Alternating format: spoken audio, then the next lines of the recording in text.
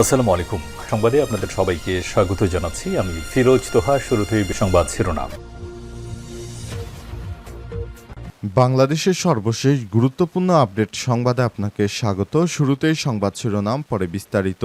প্রথমেই জানাবো, খালেদা জিয়ার কণ্ঠ নকল করে কোটি কোটি টাকার প্রতারণা। আমি খালেদা জিয়া বলছি, এমনভাবে বিএনপি চেয়ারপারসনের কণ্ঠ নকল করে 11 মাসে 26 কোটি টাকার বেশি হাতে নেওয়ার অভিযোগ উঠেছে মোহাম্মদ মোতাল্লেস হোসেন নামে এক ব্যক্তির বিরুদ্ধে। বাংলাদেশ ফাইন্যান্সিয়াল ইন্টেলিজেন্স ইউনিট বিএফআইর তদন্তে উঠে এসেছে এমন চাঞ্চল্যকর তথ্য। তবে অভিযুক্ত মোতাল্লেস এখনও ধরাছোঁয়ার বাইরে। বিএফআইর প্রতিবেদন অনুযায়ী মাত্র 3 মাসের ব্যবধানে রাজধানীর গুলশানে সিটি ব্যাংক শাখায় মোতাল্লেসের নামে জমা হয় 6 কোটি 37 লক্ষ টাকা। এর পরই তার বিরুদ্ধে তদন্ত শুরু হয়।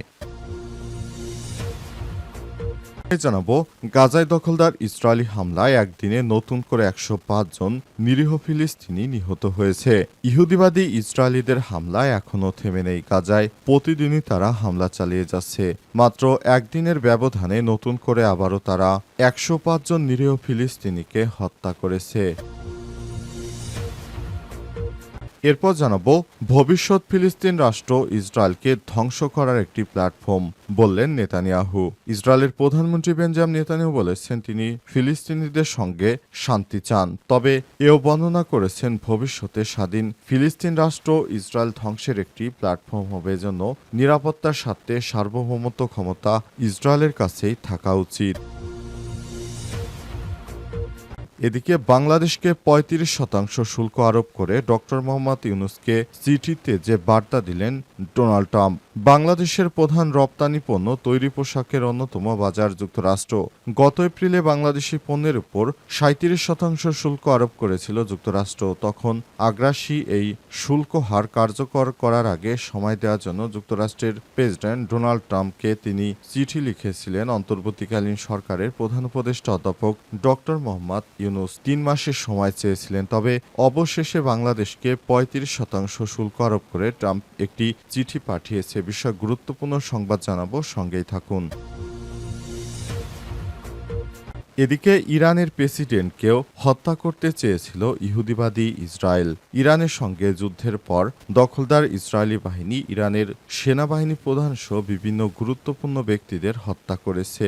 তবে এই ধারাবাহিকতায় ইরানের প্রেসিডেন্ট মাসুদ পেজেশকিয়ানকেও হত্যা করতে চেয়েছিল ইহুদিবাদীরা। তবে ভাগ্যক্রমে তিনি বেঁচে রয়েছেন। প্রথমেই জানাবো, খালেদা জিয়ার কণ্ঠ নকল করে কোটি কোটি টাকার প্রতারণা।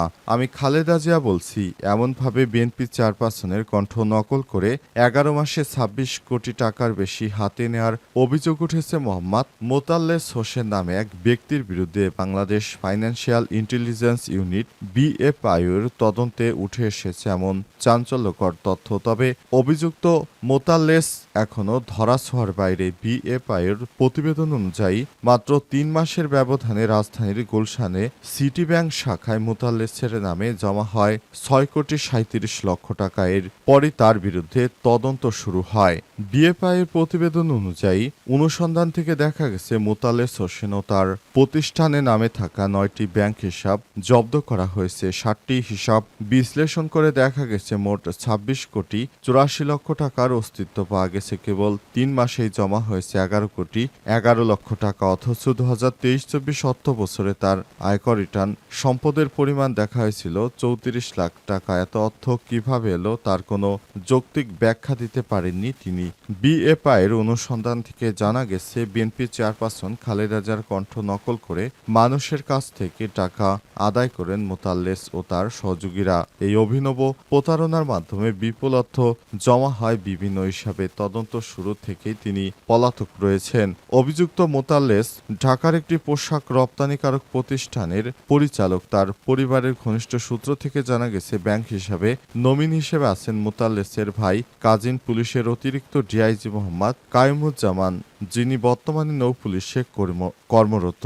এ বিষয়ে মোতাল্লেস হোসেন গণমাধ্যমকে বলেছেন, ভুয়া বানোয়াট ও মিথ্যা অভিযোগের ভিত্তিতে আমাকে হয়রানি করা হচ্ছে। সরকারের উচ্চ পর্যায়ের এক আইন কর্মকর্তা বিএফআইয়ের কয়েকজন কর্মকর্তাই হয়রানির পেছনে জড়িত।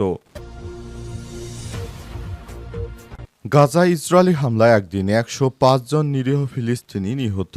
ফিলিস্তিনের অবরুদ্ধ গাজা উপত্যকায় ইসরায়েলি হামলায় একদিনে নতুন করে ১০৫ জন নিরীহ ফিলিস্তিনি নিহত হয়েছে।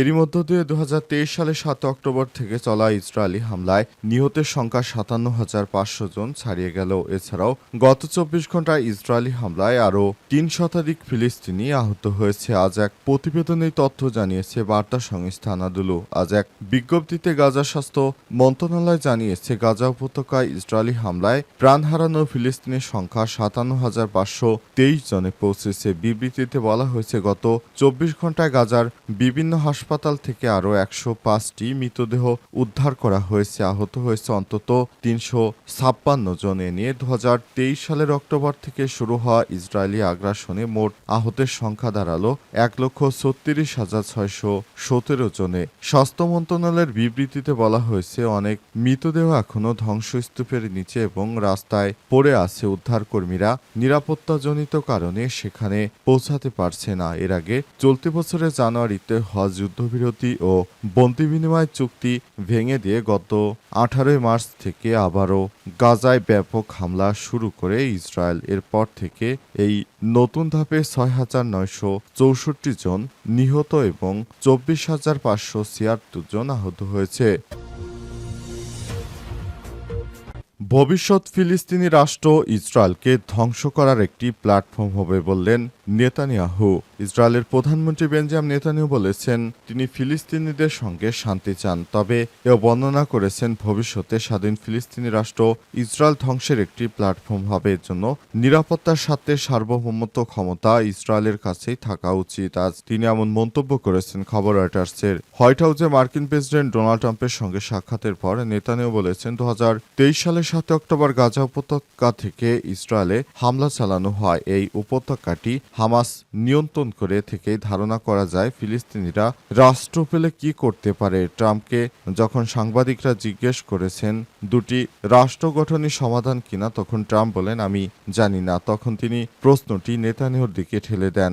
এর জবাবে নেতানিয়াহু বলেছেন, আমি মনে করি ফিলিস্তিনিদের নিজেদের শাসনের জন্য সমস্ত সক্ষমতা থাকা উচিত, কিন্তু আমাদের জন্য হুমকি সৃষ্টি করার মতো সক্ষমতা তাদের থাকা উচিত হবে না। এর অর্থ হলো সার্বভৌম ক্ষমতা, যেমন সামগ্রিক নিরাপত্তা সবসময় আমাদের হাতেই থাকবে। তিনি আরো বলেছেন, ৭ অক্টোবর হামলার পর মানুষ বলছে ফিলিস্তিনিদের একটি রাষ্ট্র আছে আর হামাসের রাষ্ট্র হলো গাজা, কিন্তু সেখানে তারা কি করেছে? তারা সেটাকে সুন্দর করে গড়ে তোলেনি, বরং তারা সেখানে গর্ত করে বাংকার, সন্ত্রাসী সুড়ঙ্গ তৈরি করেছে। এরপর তারা আমাদের জনগণের উপর হত্যাযজ্ঞ চালিয়েছে, নারীদের ধর্ষণ করেছে, পুরুষদের শিরচ্ছেদ করেছে। আমাদের কিবুৎজে হামলা চালিয়ে ভয়াবহ হত্যাকাণ্ড ঘটিয়েছে, যেমনটা দ্বিতীয় বিশ্বযুদ্ধ ও নাৎসিদের সময় হলোকাস্টে দেখা গিয়েছিল। তাই এখন মানুষ আর সহজে বলবে না, চলো তাদের আরেকটা রাষ্ট্র দেই, কারণ সেটি হবে ইসরায়েল ধ্বংসের একটি প্ল্যাটফর্ম। এ সময় নেতানিয়াহু বলেছেন, আমরা গাজায় শান্তি চাই, তবে সেখানে হামাসের মাধ্যমে নয়, ফিলিস্তিনিদের নিজস্ব সক্ষমতার মাধ্যমে। ৩৫% শুল্ক আরোপ করে ডক্টর ইউনূসকে চিঠিতে যে বার্তা দিলেন ডোনাল্ড ট্রাম্প।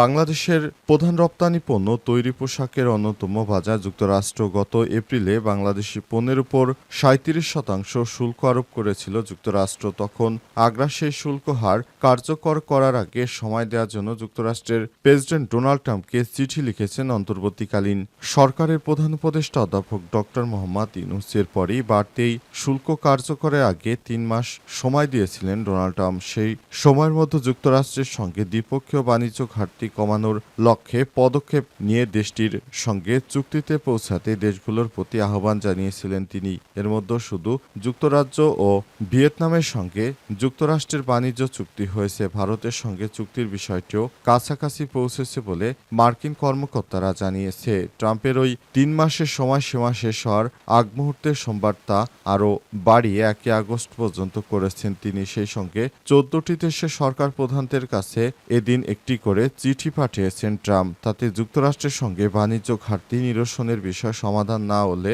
1 আগস্ট থেকে যুক্তরাষ্ট্র পণ্য রপ্তানিতে বর্ধিত হারে শুল্ক দিতে হবে বলে সতর্ক দিয়েছেন ডোনাল্ড ট্রাম্প। এর একটি চিঠি পেয়েছে বাংলাদেশের অন্তর্বর্তীকালীন সরকারের প্রধান উপদেষ্টা প্রফেসর ডক্টর মোহাম্মদ ইউনূস। চিঠিগুলো নিজের সামাজিক যোগাযোগ মাধ্যম ট্রুথ সোশ্যালে প্রকাশ করেছেন ট্রাম্প। প্রধান উপদেষ্টাকে লেখা চিঠি হুবহু বাংলা অনুবাদ আপনাদের জন্য দেয়া হলো। চিঠিতে উপরে লেখা ছিল the white house, Washington, July 7, 2025। Mohammad Yunus, গণপ্রজাতন্ত্রী বাংলাদেশের প্রধান উপদেষ্টা, ঢাকা। প্রিয় জনাব ইউনূস, আপনার এই চিঠি পাঠানোর জন্য অনেক সম্মানের, যাতে আমাদের বাণিজ্যিক সম্পর্কে দৃঢ়তা ও অঙ্গীকার প্রতিফলিত হয়। প্রকৃত ঘটনা হচ্ছে যে যুক্তরাষ্ট্র বাংলাদেশ সরকারের সঙ্গে কার্যক্রম চালিয়ে যেতে সম্মত হয়েছে। যদিও আপনার মহান দেশের সঙ্গে উল্লেখযোগ্য বাণিজ্য ঘাটতি রয়েছে, তথাপি আমরা আপনার সঙ্গে সামনে এগিয়ে চলার সিদ্ধান্ত নিয়েছি। তবে তা হবে আরও ভারসাম্যপূর্ণ ও ন্যায্য বাণিজ্যের ভিত্তিতে। সে কারণে আমরা আপনাকে বিশ্বের 1 নম্বর বাজার যুক্তরাষ্ট্রের অসাধারণ অর্থনীতিতে অংশগ্রহণ করতে আমন্ত্রণ জানাচ্ছি। আমরা বাংলাদেশের সঙ্গে আমাদের বাণিজ্যিক সম্পর্ক নিয়ে অনেক বছর আলোচনা করে সেই সিদ্ধান্তে পৌঁছেছি যে বাংলাদেশের শুল্ক, অশুল্ক নীতিসমূহ এবং বাণিজ্যিক প্রতিবন্ধকতার কারণে যে দীর্ঘমেয়াদী স্থায়ী বাণিজ্য ঘাটতি তৈরি হয়েছে তা থেকে আমাদের অবশ্যই সরে আসতে হবে। দুঃখজনকভাবে আমাদের সম্পর্ক একে অপরের সমকক্ষ থেকে অনেক দূরে। 2025 সালের 1 আগস্ট থেকে যুক্তরাষ্ট্রে পাঠানো বাংলাদেশের যে কোনো সব ধরনের পণ্যের উপর আমরা 35% শুল্ক আরোপ করব। এই শুল্ক সব খাতভিত্তিক শুল্কের অতিরিক্ত হিসেবে প্রযোজ্য হবে। উচ্চ শুল্ক এড়ানোর উদ্দেশ্যে ট্রান্সশিপমেন্টের মাধ্যমে পণ্য পাঠানো হলে সেগুলোর উপর সেই শুল্ক আরোপ হবে। অনুগ্রহ করে এটা অনুধাবন করুন যে 35% সংখ্যাটি আপনার দেশের সঙ্গে আমাদের বাণিজ্য ঘাটতি বৈষম্য রয়েছে, তা দূর করার জন্য প্রয়োজনীয় সব ব্যবস্থা আপনাকে নিতে হবে।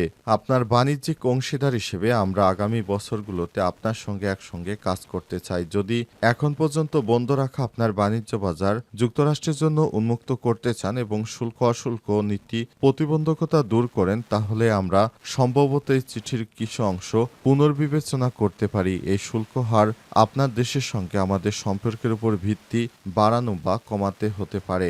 আপনি কখনোই যুক্তরাষ্ট্রের উপর হতাশ হবেন না। এ বিষয়ে মনোযোগ দেওয়ার জন্য আপনাকে ধন্যবাদ। শুভকামনা সহ আমি বিনীত ডোনাল্ড জে ট্রাম্প।